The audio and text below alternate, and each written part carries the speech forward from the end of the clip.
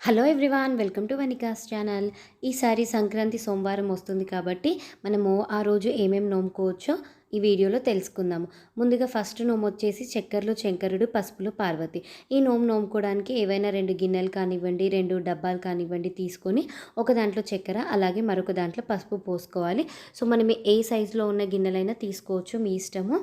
ఇలా తీసుకున్న తర్వాత దీంట్లో మనము శివలింగాలు పెట్టుకోవాలి. శివలింగం లేనట్లయితే మనము శివపార్వతుల ఫోటోలు ఉంటాయి కదండి, గ్రీటింగ్ కార్డులు ఉంటే గ్రీటింగ్ కార్డులు పెట్టుకోవచ్చు. అవి కూడా దొరకని వాళ్ళు మనకి గూగుల్లో పార్వతీదేవి ఫోటోలు దొరుకుతాయి కదా, శివపార్వతులే, అవి డౌన్లోడ్ చేసుకొని అవి పేపర్స్ కట్ చేసుకొని అయినా పెట్టేసుకోవచ్చు. ఇలా రెండిట్లో కూడా నేను లింగం పెట్టి చూపిస్తున్నాను. మీరు ఫొటోస్ ఉంటే ఫొటోస్ పెట్టుకోండి. ఇలా పెట్టుకొని ఇక్కడ గౌరమ్మను పెట్టుకొని నోముకోవాలి. ఈ నోముని మనం ఎవరికైనా ఇవ్వచ్చు. అంటే తల్లిదండ్రులకు కానివ్వండి, పిన్ని, బాబాయ్, అమ్మమ్మ, తాత, నానమ్మ, తాత, ఇలా ఎవరికైనా భార్యాభర్తలకి ఇవ్వవచ్చు.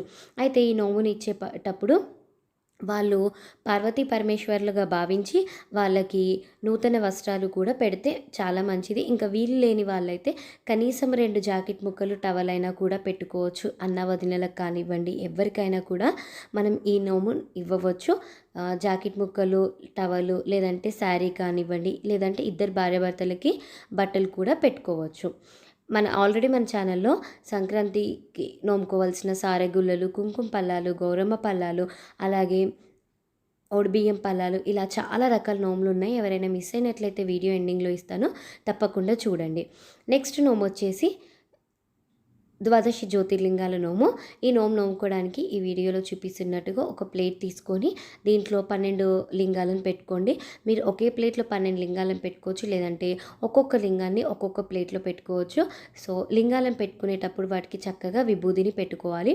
చిన్న చిన్న గిన్నెలు కానివ్వండి, చిన్న చిన్న ప్లేట్లు కానివ్వండి, ఏవైనా తీసుకొని ఇలా 12 జ్యోతిర్లింగాలు 12 ఉంటాయి కదండి, ఇలా 12 లింగాలను పెట్టుకోవాలి.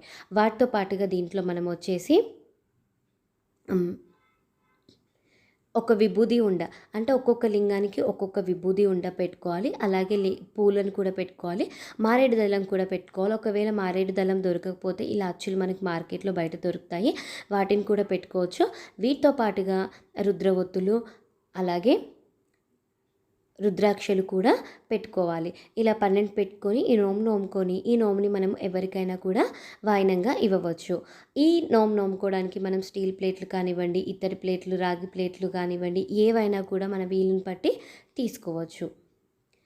నెక్స్ట్ నోము వచ్చేసి శివ ప్లేట్ల నోమండి. ఈ నోముకోవడానికి ఇలా చిన్న చిన్న ప్లేట్లు కానివ్వండి, లేదంటే గిన్నెలు కానీ మీ వీలుని బట్టి తీసుకోవాలి.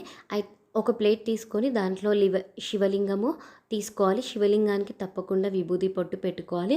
అలాగే ఒక విభూది ఉండ, అలాగే మనకి మారేడు దళాలు ఉంటే మారేడు దళం పెట్టుకోవచ్చు. లేని వాళ్ళు ఇలా మారేడు దళం అచ్చులు కూడా దొరుకుతాయి, అవి పెట్టేసుకొని వాటితో పాటు పువ్వు కూడా పెట్టుకోవాలి.